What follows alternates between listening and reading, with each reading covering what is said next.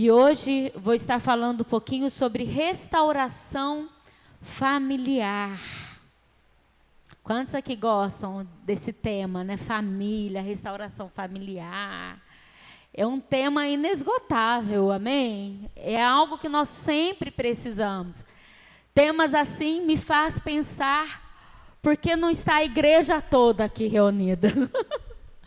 Né? Porque é algo que nós precisamos para o nosso dia a dia. Eu espero que os demais estejam nos assistindo online, em nome de Jesus. Mas é algo muito importante. E para falar de, toda vez que a gente fala sobre restaurar algo, principalmente restauração familiar, esse tema nos leva muito a pensar em algo que nós temos que consertar. Não é assim? Restaurar é deixar mais bonito, né? É reformar, é você pegar algo que existe, que não está de acordo com aquilo que você quer, ou até valeu por um tempo, mas você quer dar uma renovada. Então, restaurar é isso. É quando você pega na sua casa um móvel e você vai lá e lixa, né? Passa ali tinta, passa verniz, muda a cor. Então, nos leva também a entender que restauração é algo que acontece quando nós temos alguém palpável. Eu fiquei pensando muito nisso. É um parênteses até fora daquilo que está no livro. Porque muitas vezes o que nós precisamos restaurar dentro de nós, nessa restauração familiar, pode ser com alguém que não está mais entre nós. Alguém que já morreu. E aí você fala assim, e agora? Como que eu vou restaurar? Pastora, eu sei que eu guardo dentro de mim uma mágoa muito grande pelo meu pai, um exemplo. Mas o meu pai faleceu há 10 anos. Como que eu faço isso? E eu quero dizer para você que Deus, Ele pode restaurar também isso. Deus é o Deus do impossível. Deus é o Deus que faz nova todas as coisas. Então, antes de eu entrar no tema do livro, eu quero falar para você que se você tem algo que precisa ser restaurado, que precisa ser curado, com alguém que ou que morreu, ou que você não conversa mais, que está muito longe, você pode fazer isso. Porque a restauração e a cura, ela vem de uma decisão sua, tá? Em perdoar, em entregar aquela situação para Deus. Amém? Amém? Amém. Então vamos lá. Abra comigo a sua Bíblia, por favor, em Salmo 127, 1. Lulu, a gente vai ler muito Bíblia hoje, tá? Se o Senhor não edificar a casa, em vão trabalham os que edificam. Se o Senhor não guardar a cidade, em vão vigia a sentinela. Então, a edificação da família é algo que precisamos fazer a vida toda. E a base dessa edificação é quem? É o Senhor, é Deus. Então, já começa. E eu quero que vocês entendam que é algo que depende sim de uma atitude sua, e nós vamos falar muito sobre isso. Porque nós também temos o costume de espiritualizar muito as coisas. O crente faz isso. Quando ele não quer tomar uma atitude, ele espiritualiza. É mais fácil. Ai, tal coisa não está dando certo na minha vida. Por que Deus está agindo assim comigo? É Deus que está agindo ou é você que está deixando de agir? Então eu quero aqui que você entenda que existe o lado espiritual, existe o lado natural e existe o emocional. E nós precisamos estar em equilíbrio nessas 3 áreas. Tem coisas nas nossas vidas que nós vamos vencer por meio de oração. E eu acredito de verdade que a oração ela precisa estar em todas as coisas das nossas vidas. Mas, se eu só ficar orando, aonde eu preciso tomar uma atitude, sair do meu lugar, não vai resolver. Por quê? Porque Deus, ele não é a fada madrinha lá do filminho da Disney, que aparece e faz os passarinhos lavar a louça da sua casa. Se você não lavar, o passarinho não vai. Desculpa, ele vai fazer outra coisa. Na minha casa, quem conhece lá, assim, entra passarinho lá na cozinha o dia todo. E vira e meia, a gente encontra cocô de passarinho no fogão, cocô de passarinho na mesa, no chão. Por quê? Porque eles entram ali, né?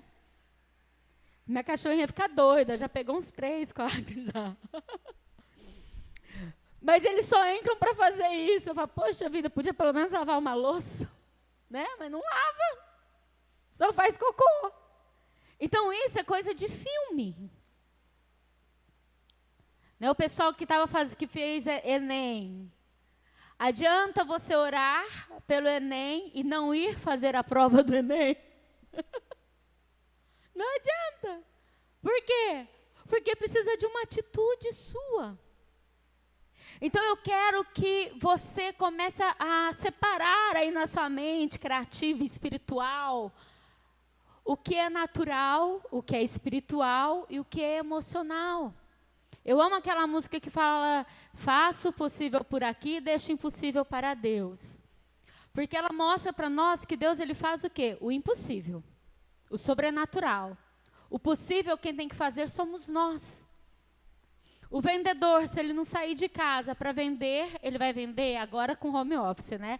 Mas se ele não abrir ali a internet, ir atrás de um comprador, não vai.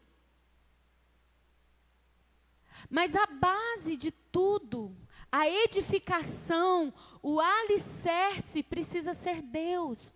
Porque também não adianta você fazer só na força do seu braço. Né? E tem um povo aqui que está ficando forte, que está fazendo academia. Né? Lá, a Milena já fez assim, Giovana, então, tira aquelas fotos, né? Eu nem com muita força. Não adianta. Porque não é na força do nosso braço. Muitas situações, se não tiver a intervenção do Senhor, aquilo não vai prosperar. E não entenda a prosperidade só como dinheiro. Prosperidade é plenitude, plenitude em todas as áreas da sua vida. Então, se o Senhor não edificar a casa, em vão vigia o sentinela. Então, primeira coisa para uma restauração familiar, para uma saúde familiar, é você fazer com que o Senhor, você permitir que o Senhor edifique a sua casa, que Ele seja o cabeça do seu lar. Salmo 125, 1.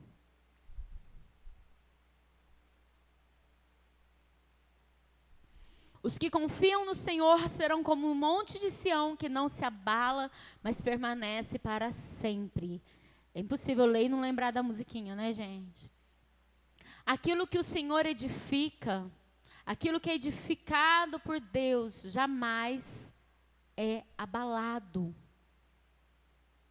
E isso não quer dizer que não vai existir tempestade, momentos difíceis. Aqui está falando o quê? Que não será abalado. Por quê?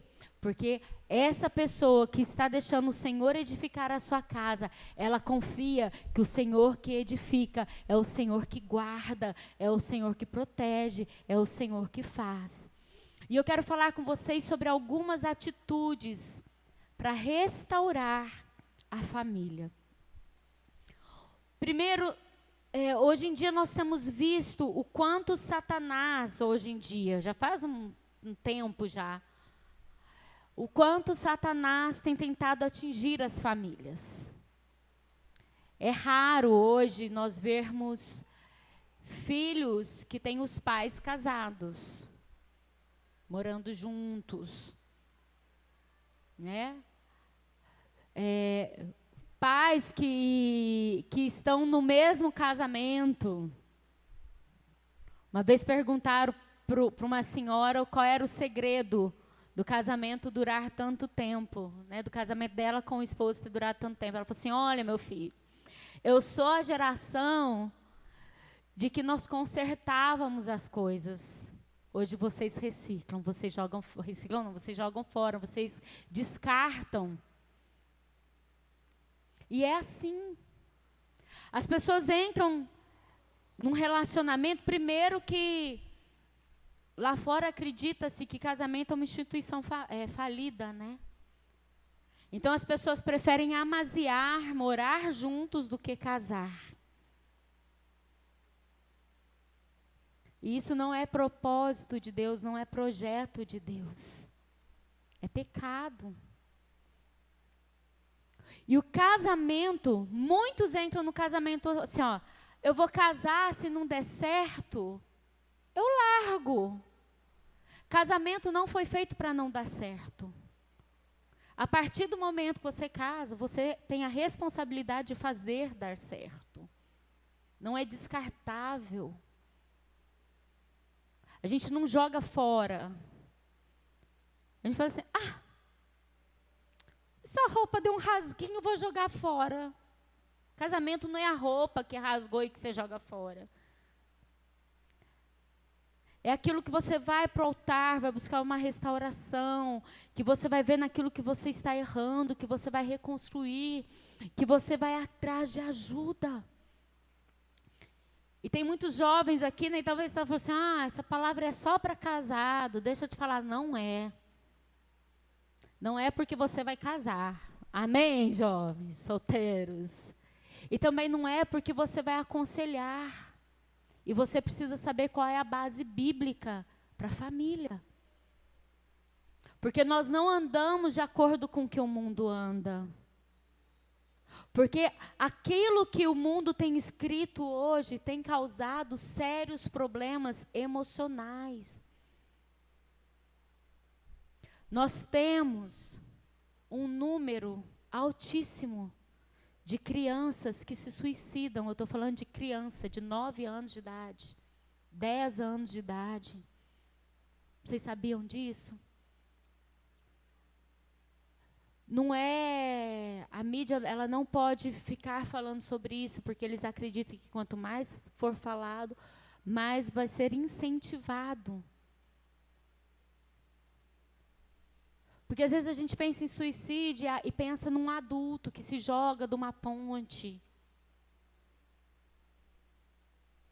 Essa semana tivemos, infelizmente, um parente de um irmão aqui da igreja, essa pessoa não mora aqui em Rio Preto, né, que se suicidou, deu um tiro na boca.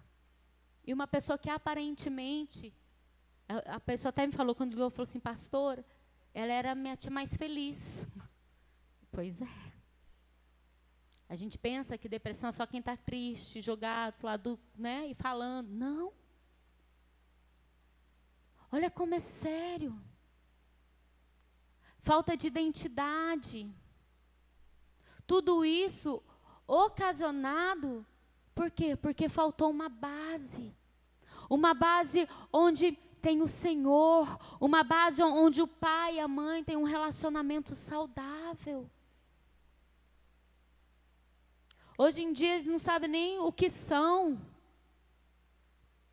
né? Existem leis, e vocês devem saber disso, né? Para que no registro de nascimento, na certidão de nascimento, você não coloque o sexo, porque a pessoa que vai ter que decidir. O que é isso, gente? O que é isso? Isso é fruto de famílias desestruturadas. Isso é fruto de pessoas que decidiram seguir a sua vida com o curso do mundo, sem colocar Deus como pilar de sustentação. E volto a falar, é muito mais comum do que você imagina. Muito mais. Muito mais. Então, primeira atitude para restauração familiar, nós precisamos ter sabedoria. Provérbios 24, 3.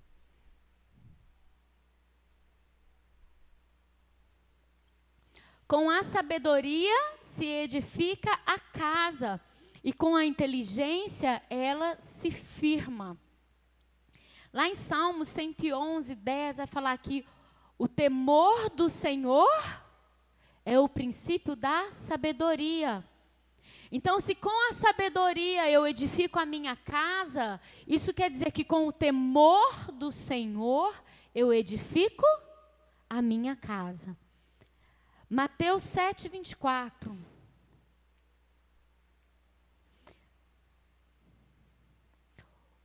Todo aquele, pois, que escuta essas minhas palavras e as praticas, assemelhou-lo a... Ei, para quê, né, gente? Assemelhá-lo-ei ao homem prudente, que edificou a sua casa sobre a rocha. Quem é a rocha? Jesus, a pedra angular, a rocha. Então, o homem prudente, ele edifica a sua casa sobre a rocha.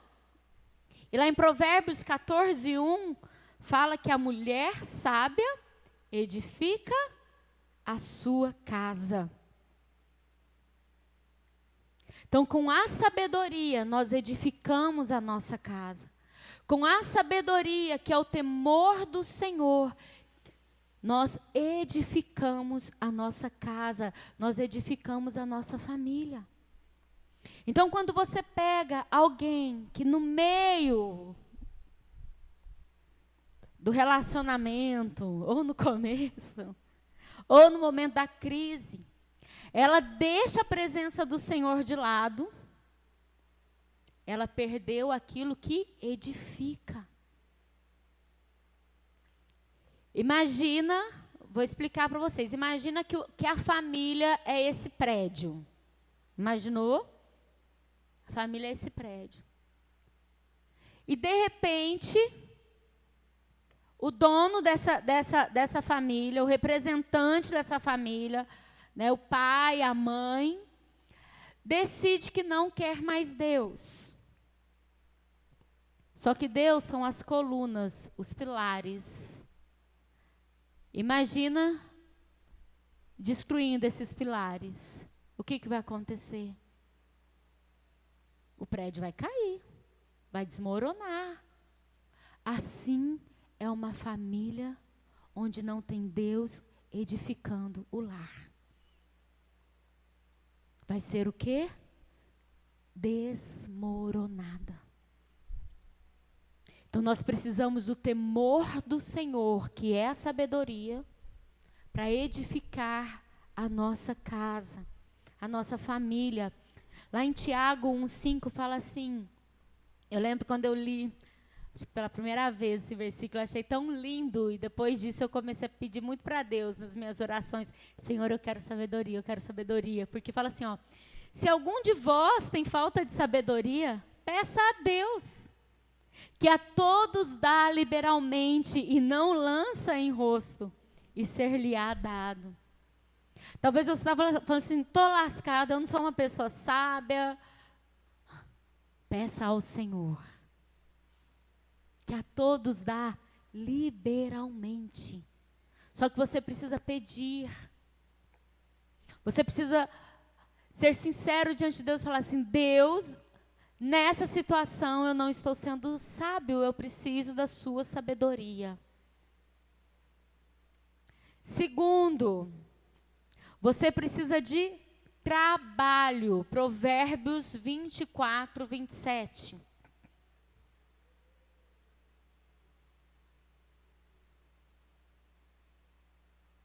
Provérbios 24, 27.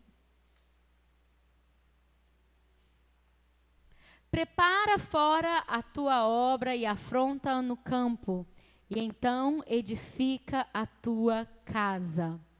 Aqui está falando sobre o trabalho. Na minha versão está aí, trabalha no campo. Durante o tempo de restauração, parece que a bagunça nunca acaba. Coloquei aqui. Mas depois fica tudo novinho e organizado. Quem aqui já fez uma reforma? Vou usar o exemplo da Marlene, né? Que a gente estava conversando esses dias, né? A Marlene colocou uma piscina na casa dela.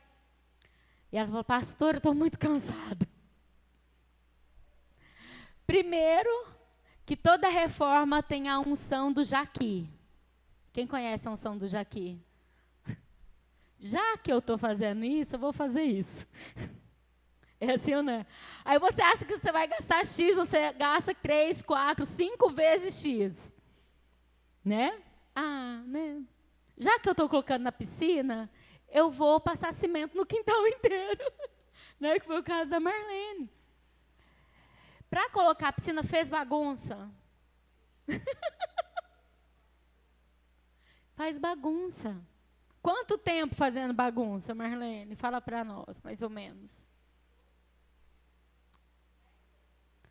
Uns 12 dias para colocar uma piscina. Ou mais, ela está aqui falando. Só que agora ela já está desfrutando da piscina. Valeu a pena todo o esforço? Aguentar a bagunça? Valeu. Só que muitas vezes nós não estamos dispostos a passar pela reforma para desfrutar do resultado. Já foi fazer faxina? Agora, final de ano, é faxina em armário, né? A gente tira o que a gente vai dar, né? O que tem que jogar fora, para ficar tudo certinho. E o que você faz? Primeiro você bota tudo para fora. Vira uma bagunça. Você fala, por que eu fui fazer isso? Mas depois, quando você organiza, esses dias eu fiz essa limpeza no meu armário, eu organizei minhas roupas, tudo por cor, né? Eu falei, gente, que delícia. Foi a felicidade de uma melancólica. Olha, deixa eu ver as meninas. Olha aqui, gente, que delícia. Tudo separado por cor. Mas para fazer isso, eu precisei botar a bagunça para fora. Organizar, ver o que tinha que jogar fora. Aí tem um papelzinho que você nem sabe por que você guardou. É assim ou não é? Tem aquela coisa que você fala assim, aquela roupa que você fala assim, vai que eu emagreço. Ou vai que eu engordo. Aí eu gosto tanto. Esse eu não vou dar, não. Eu vou guardar. E nós fazemos assim com os nossos sentimentos. Vai que eu preciso dessa raiva em algum momento. Vai que eu preciso lembrar dessa situação para tacar na cara, a hora que fulano vier brigar comigo. Só que se nós continuarmos guardando aquilo que não nos serve, aquilo que não é para nós, para esse tempo que nós estamos vivendo, nós vamos acumular bagunça, sujeira, coisas desnecessárias. Então precisamos passar pelo trabalho de limpar, o trabalho de mudar, porque muitas vezes a gente quer que o outro mude. Já ouviu aquela frase assim? Que a mudança que você espera, como que é, gente, a frase? Que você espera no mundo está em você. Alguma coisa assim. Você é a mudança que você espera. Hã? Mas é isso. Você é a mudança que você espera no outro. Mas pastora, você não conhece, fulano é grosso e grita e faz não sei o quê. Se você for grosso e gritar também e responder na mesma moeda, não vai resolver nada. Tem hora que o que a gente precisa fazer é calar a boca. Tem hora que... Tinha uma época da minha vida que eu falava assim, lá em casa. Eu estou treinando a língua erudita. Que é você ser sábio no falar. Só que meu treinamento era calar a boca. Que a minha língua não estava erudita ainda. Aí, mas tá estranho. Eles ficavam assim, tá estranho, você não fala nada. Eu falei, é melhor. Deixa Deus julgar só os meus pensamentos. Por quê? Porque tem hora que se você falar, vai dar ruim. É ou não é? Só que nós somos ensinados a não levar desaforo para casa. A não engolir sapo. Se você apanhar lá fora e vier chorando para dentro de casa, você apanha aqui dentro também. É assim ou não é? É? A Luizinha até riu. Aí batia e apanhava. Só que o que a Bíblia ensina, gente? Eu ia falar exatamente isso. Se alguém te bater na face, o que você tem que fazer, gente? Dá outro. Tá falando, tá falando. Se alguém te obrigar a andar 1 milha, o que você vai fazer? Andar 2. Gente, mal anda 1 milha, gente, que dirá 2. E ainda acha que está certo. Está errado.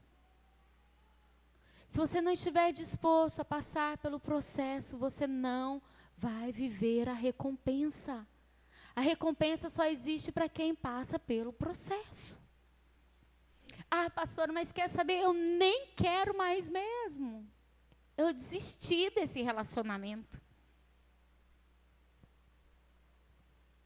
Vou partir para outro. Daqui a pouco eu vou te mostrar que Deus não dá base bíblica para você partir para outro. Mas posso falar? Você vai partir para outro e vai sofrer do mesmo jeito ou pior. Porque o problema está em você. Em você não admitir que você também precisa mudar. Toda vez que eu vou dar curso de noivos e que eu vou ministrar casamento, eu falo, olha, o segredo do casamento é: não case esperando que o outro te faça feliz. Porque se você entrar num relacionamento esperando ser feliz, que a outra pessoa te faça feliz, você não está pronto para se relacionar. Você precisa ser feliz independente do outro. Ai, a metade da laranja, 2 amantes, 2 irmãos. Não, gente. Tem nada disso, alma gêmea. Para. O meu marido, ele me completa, obviamente. Nós somos completamente diferentes, gente. Ele é colérico, eu sou melancólica. Ele é razão, eu sou alma. Mas eu não sou incompleta sem o meu marido. Consegue entender? Quando a pessoa casa esperando que o outro a faça feliz, esse casamento já tem uma tendência para destruição.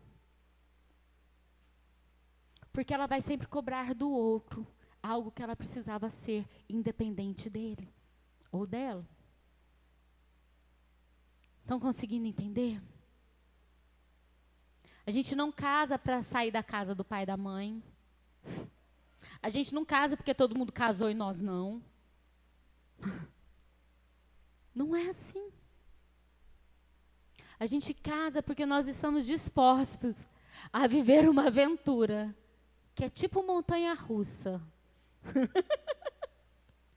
Tem vezes que tá uma delícia, tranquilo, você tá só subindo. Aí, de repente, vum, é frio na barriga, é medo de cair. Mas vai dar tudo certo. Vai passar.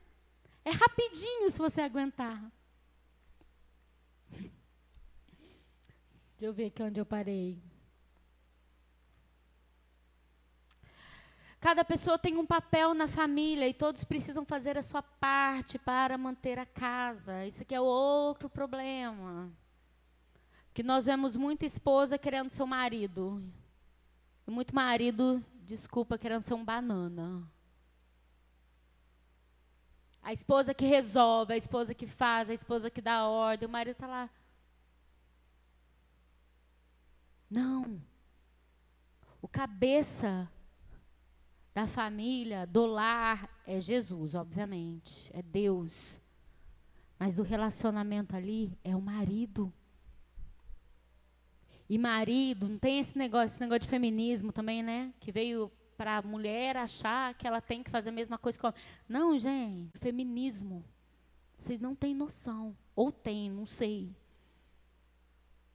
Por quê? Porque a mulher hoje fica tentando ocupar um lugar que não é dela. O cabeça é o marido. O marido é o sacerdote. A mulher é a auxiliadora idônea, submissa, aquela que está na mesma missão. E muitas vezes nós vemos filhos dentro de casa achando que é marido, achando que é pai. Tudo errado. Filho é filho, pai é pai, mãe é mãe. Filho honra pai e mãe, independente da idade que você tiver, independente se você está morando ou não na sua casa. O seu papel é honrar seu pai e a sua mãe.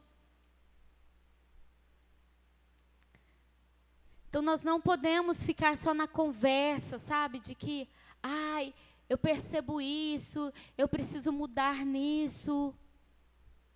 Ok, identificou que você precisa mudar? Mude. Agora, now.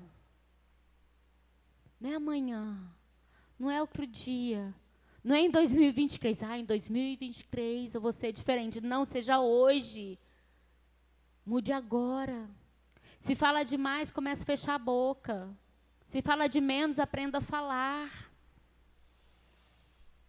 São atitudes que mudam o nosso dia a dia.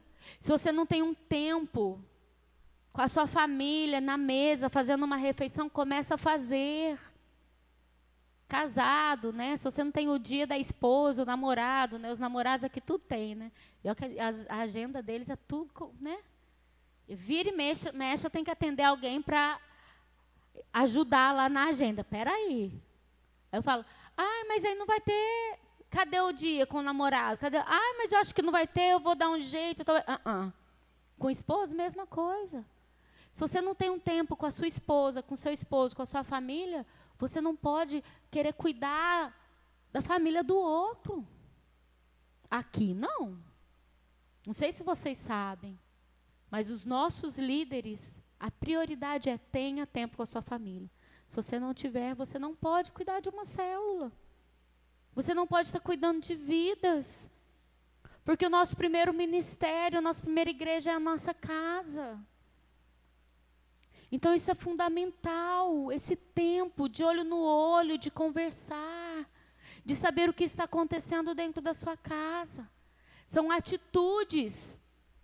Pastora, mas eu não tenho tempo porque eu não tenho dinheiro. Quem falou que precisa ter dinheiro para ter tempo? Vai dar uma volta no quarteirão. Vai assistir um filme na televisão. Vai para o quarto mais cedo. Né? Não para dormir. Vai namorar. Né? Para os casados que estão aqui, para aqueles que estão me vendo online. Faz quanto tempo que você não beija de língua, gente? Pelo amor de Deus. Não, é sério.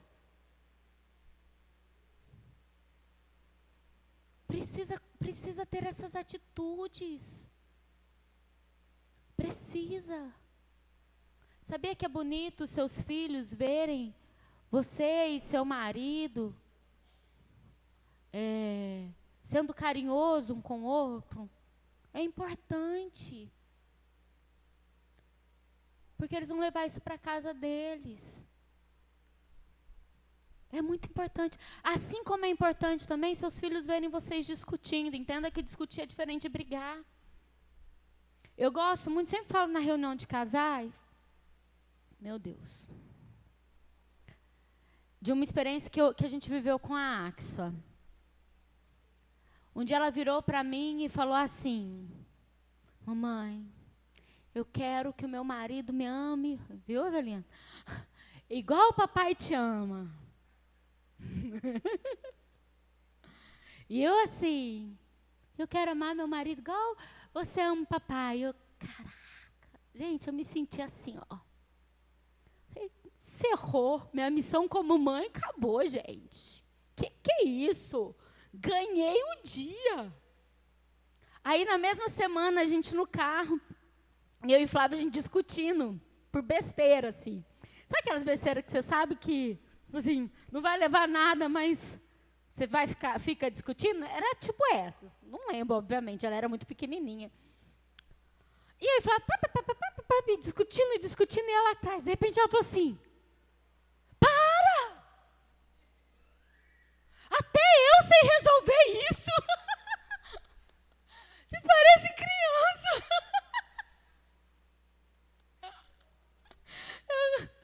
Eu olhei para trás, ela assustou, acho que ela falou assim, nossa, vou levar uma bronca agora, né? Eu olhei para trás, falei, parabéns, filha. Regalou o olho e falou assim, tá louca, né? Surtou. Eu falei, você acabou de entender o que é um casamento. Essa semana você falou que queria que fosse igual a mim, papai e eu. E agora você entendeu que tem discussão boba. Eu falei, a gente também sabe resolver, mas a gente está a fim de discutir. É assim ou não é? Você sabe parar, gente? E é assim é o casamento. Isso é saudável. Nesse ponto, né, gente? Pelo amor de Deus. Terceiro, precisa ter fé. A fé é a base sólida que sustenta uma família abençoada por Deus. Tudo começa com a fé. A fé fortalece a família. E como você vai trazer essa fé para dentro da sua casa? Com culto doméstico, né? Se você consegue fazer isso na sua casa, um cultinho. Deixando louvores, tocando na sua casa durante o dia. Na minha casa não entra música secular. Porque eu entendo o mundo espiritual. No meu carro, não. Nenhum lugar na minha vida. Por quê? Porque eu não vou dividir o espaço que é de Deus com outra coisa. Qual é o ambiente que você tem criado no seu lar? Quais músicas são tocadas dentro da sua casa? Quais filmes você tem assistido? E aí eu vou abrir outro parênteses que não estava aqui. Filme pornô não é para crente não, tá? Você traz pornografia para dentro da sua casa, você traz pombagira para dentro da sua casa. E filme de terror também não.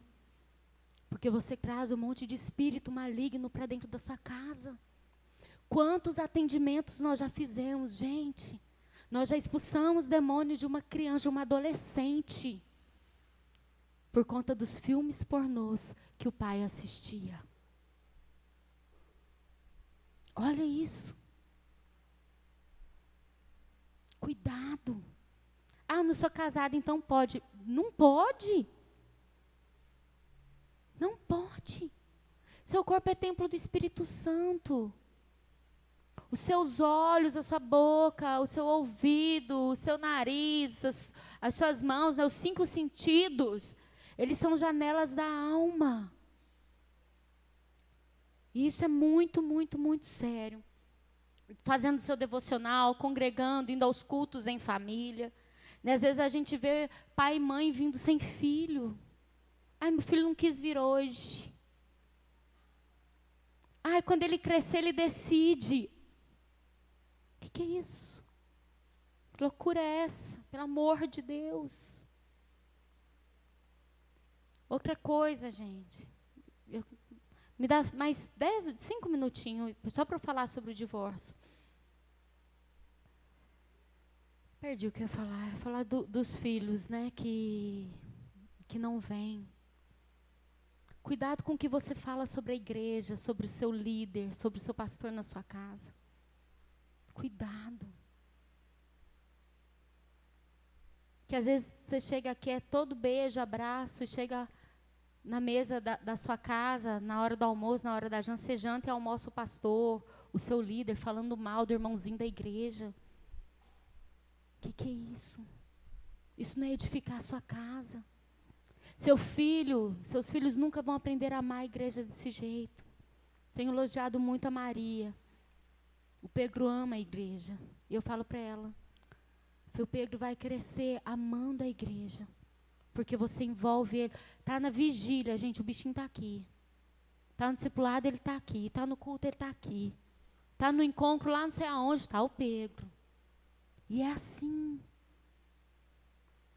Quantas vezes eu ouvi, você vai traumatizar suas filhas. Quando nós viemos para Rio Preto, você vai traumatizar suas filhas. Não vou. Nada, não deixa nada te tirar disso aqui, ó, do congregar, de estar junto. Nós temos culto 2 vezes na semana, e a célula, e o arena, para quem é do arena, e o discipulado. Vamos só nos cultos. Aí você resolve fazer alguma coisa justo no dia do culto.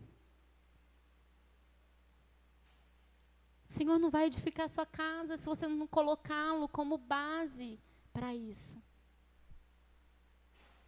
Ah, mas é só um dia, é só uma semana. É isso aqui que vai alimentar o seu espírito. E se você não alimentar o seu espírito, você vai ficar fraco. Se você continuar sem alimentar, o seu espírito vai morrer. É morte espiritual. É onde as pessoas se desviam. E quantas pessoas nós já vimos desviar? Por quê? Porque deixaram de se alimentar. Não, pastor, mas eu assisto online. É a mesma coisa, gente? Não é. Teve um dia que eu não consegui vir na oração. De manhã. Mas eu acordei e falei, vou ficar no online. Um pouquinho que eu sentei. Eu acordei, eles já estavam despedindo. Fiquei morrendo de vergonha. Falei, será que alguém me chamou? Fiquei morrendo de vergonha. Dormi. Aqui eu não durmo, se eu venho. Sobre o divórcio. Malaquias 2,16. Porque muita gente pensa que a solução para os problemas familiares, e pode subindo aqui o louvor, é o divórcio. A palavra do Senhor fala assim, porque o Senhor, Deus de Israel, diz que aborrece o repúdio e Ai, bota uma outra versão aí, pelo amor de Deus, que fala divórcio. Acho que é a minha fala.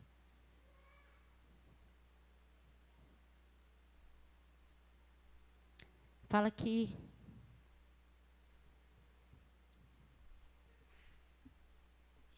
Isso. Porque o Senhor, o Deus de Israel, diz que odeia o divórcio e também aquele que cobre. Só o divórcio, que eu quero falar do divórcio. Deus odeia o divórcio. O divórcio não é solução. Sabe aquele versículo, um abismo puxa outro abismo? O divórcio é um abismo que vai puxar outro abismo. Por quê? Porque se a pessoa não mudar, ela não está pronta para um outro relacionamento. E não existe bênção no Senhor para um outro relacionamento. Né? Fala que aquele, se continuar, né? Vai falar que aquele que se ajunta com a pessoa que foi divorciada, comete adultério. Então temos que entender que a fuga e o divórcio não resolvem, apenas protelam e adiam o confronto com as verdadeiras causas dentro de nós, que produzem desajustes, insatisfações e frustrações. Nós precisamos procurar suprir o nosso cônjuge naquilo que é a nossa responsabilidade matrimonial. Pastora, mas ele não está fazendo isso comigo. Pastora, ela não está fazendo isso comigo. Faça você. Quantos aqui já assistiram aquele filme A Prova de Fogo? Que o cara ficou 30 dias tentando agradar. 40, né? 40. Isso, 40 dias tentando agradar a esposa. Por quê? Porque ele entendeu que o divórcio não era a solução. Não é. Quando nós acreditamos que o divórcio é a solução, nós estamos acreditando que Deus não tem poder para restaurar uma casa, não tem poder para restaurar um casamento, não tem poder para restaurar uma família. E pensa em alguém que você conheceu, que já divorciou, já casou, já divorciou, já casou. Sabe por quê? Porque o problema não é o outro, apenas o outro. Todo casamento tem dificuldade. Engana-se você se acha que é um mar de rosas, que é felizes para sempre. Felicidade é uma decisão. Você decide, você é responsável pela sua felicidade, não é o outro, nem Deus. Você é responsável através das suas decisões. Deus, ele já conquistou a felicidade para você, a plena alegria para você. A pergunta é: o que, colocando em relação ao casamento, o que você está disposto a fazer para que haja uma restauração? E trazendo para as dificuldades que talvez você tenha dentro da sua casa, com seu pai, com a sua irmã, com sua mãe, com seus irmãos, o que você está disposto a fazer para corrigir, para continuar, para liberar perdão? Perdão é uma decisão, não é um sentimento.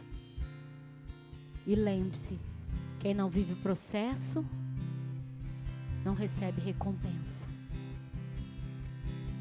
Talvez vai tudo virar uma bagunça. A roupa vai vir toda para fora do armário. Mas durante o processo, você vai deixar tudo separadinho por cor. Tudo facinho de encontrar. Tudo bonitinho. Porque você aceitou o processo. Amém? Fique em pé. Quero te convidar a vir aqui à frente, todo mundo.